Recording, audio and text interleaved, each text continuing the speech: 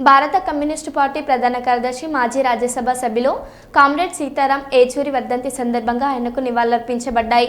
CPM నాయకులు, కార్యకర్తలు ప్రభుత్వాన్ని సీతారాం ఏచూరికి భారతరత్న పురస్కారం ప్రకటించాలని డిమాండ్ చేశారు. నేనే చేశాను.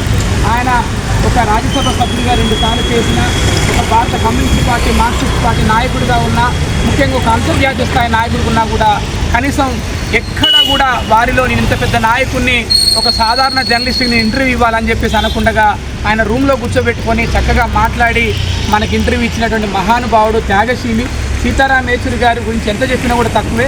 ఇప్పుడున్నటువంటి అన్ని రాజకీయ పార్టీలు కూడా తప్పకుండా సీతారాం ఏచూరి గారిని స్ఫూర్తిగా తీసుకొని ఈ దేశంలో జరుగుతున్నటువంటి అనేక రకాలటువంటి అసమానత మీద పోరాడాల్సిన బాధ్యత మనందరి మీద ఉంది. ముఖ్యంగా భారతీయ జనతా పార్టీ రోజు విభజించు, పాలించు, నన్ను నమ్ముకో, ఉన్నాయని నమ్ముకో అని చెప్పేసి భారతీయ జనతా పార్టీ చెప్పినటువంటి ఈ విధానాలు ఏవైతుందో, ముఖ్యంగా ఈ ఫ్యాసిస్ట్ పోకడల వ్యతిరేకంగా యువత పెద్ద ఎత్తున కూడా ముందుకు రావాలి.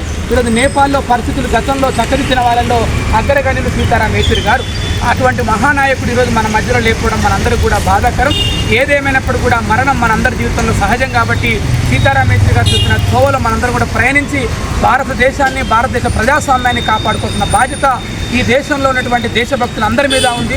దేశ ద్రోహుల్ని తరిమి కొట్టాల్సిన బాధ్యత కూడా మనందరి మీద ఉందని తెలియజేస్తూ, సీతారాం ఏచూరి అంటే ఒక గొప్ప మహానాయకుడికి భారతరత్న అవార్డు కూడా ఇవ్వాలని కూడా ఈ సందర్భంగా నేను భారత ప్రభుత్వానికి విజ్ఞప్తి చేస్తూ ఉన్నాను. ఎందుకంటే ఆయన జీవితాంతం ఒకటే సిద్ధాంతం